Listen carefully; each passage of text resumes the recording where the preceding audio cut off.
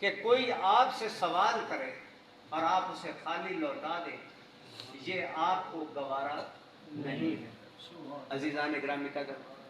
پھر احادیث میں سلیمان ندوی کہتے ہیں کہ ایک عورت آئی آقا کریم علیہ الصلوۃ والسلام کی بارگاہ میں، اس نے عرض کی کہ حضور میں آپ کو اپنا حال سنانا چاہتی ہوں،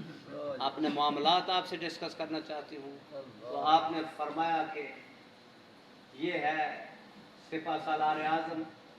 یہ ہے اسلامی حکومت کا سربراہ، اور یہ ہے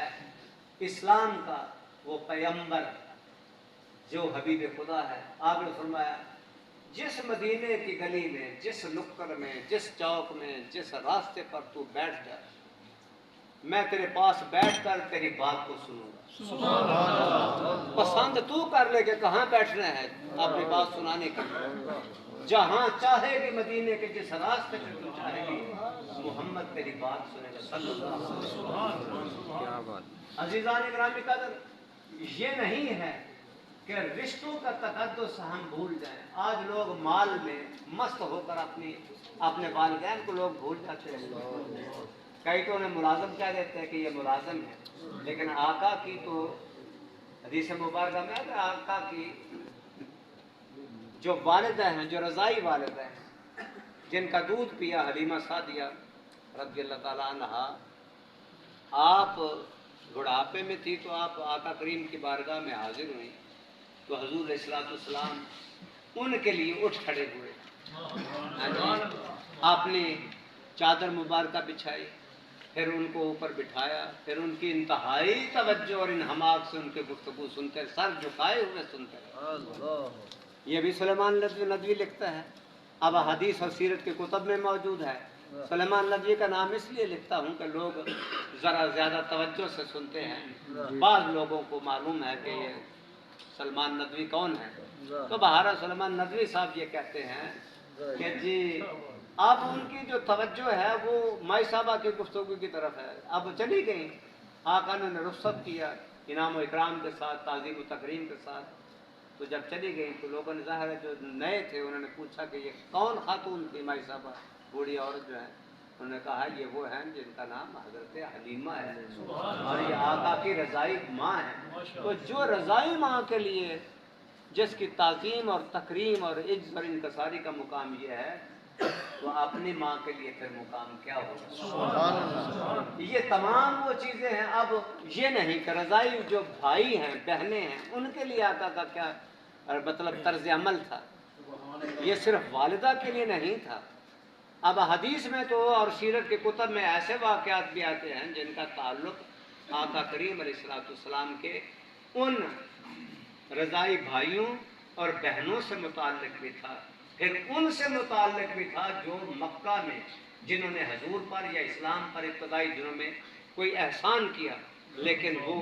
تھے کافر، لیکن جب مدینہ منورہ میں آئے تو حضور علیہ الصلوۃ والسلام ان کے لیے بھی چادریں بچھاتے تھے۔ سبحان اللہ۔ جائے سیرت کے کتب اٹھائیں، کیا آقا کی عاجزی اور انکساری کا مقام کہ مہمان کو کس قدر نوازتے ہیں، یہ مسلمان ہے یا کافر ہے یا مشرک ہے، لیکن آقا پر کوئی احسان کسی کا تھا اور آقا کریم علیہ الصلوۃ والسلام کے ساتھ کسی نے حسن سلوک کیا یا نہیں کیا، یہ بھی ہے نا۔ یہ حدیث مبارکہ نہیں ہے کسی ایک بے ایمان آیا، اس نے آقا کریم علیہ الصلوۃ والسلام، یہ حدیث مبارکہ اور بہت سی کتب میں آپ اس کو پڑھتے ہیں، آقا کریم علیہ الصلوۃ والسلام کی گردن مبارکہ میں کپڑا ڈال کر اس قدر اس نے اس کو مروڑنا شروع کیا کہ اس کے کپڑے کے نشان حضور کی گردن پر پڑ گئے، اور پھر کیا کہا، محمد صلی اللہ علیہ وسلم یہ مال تیرے معاذ اللہ باپ کا نہیں ہے، مجھے بھی کچھ دو۔ تو فاروق اعظم جیسے انتظار میں ہیں کہ ایک اشارہ ہو تو 2 لخت کر دیں، لیکن رحمت عالم یہ گوارا نہیں کرتے۔ فرمایا ٹھیک ہی تو کہتا ہے نا کہ یہ مال میرے باپ کا نہیں ہے، یہ تو مال خدا کا ہے اور میں تو قاسم ہوں۔ تو قاسم کا فرض یہی ہے کہ خدا کے مال کو خزانے میں ہاتھ ڈالے سے تقسیم کرنا، لیکن اپنے لیے تو نہیں رکھا۔ عاجزی اور انکساری کا مقام عزیزان گرامی قدر اگر ان کا دیکھنا ہو تو پھر یہ بھی دیکھنا پڑے گا کہ جو حالات اور واقعات اسلام کی حکومت کو چلانے اور اس نظام پر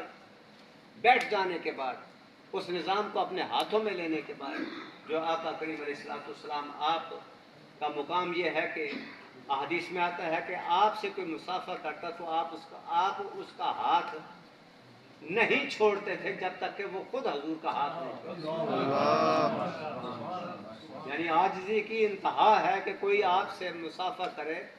آپ سے سلام اور ہاتھ ملائے، اور جب تک وہ آپ کا ہاتھ نہ چھوڑے آپ اس سے ہاتھ نہیں چھڑاتے تھے۔ آقا کریم علیہ الصلوۃ والسلام آپ ہر کوئی بھی مکے کا ہو، مدینہ کا ہو، مسلمانوں سے تعلق رکھتا ہو، غیر اسلامی ہو، تعلق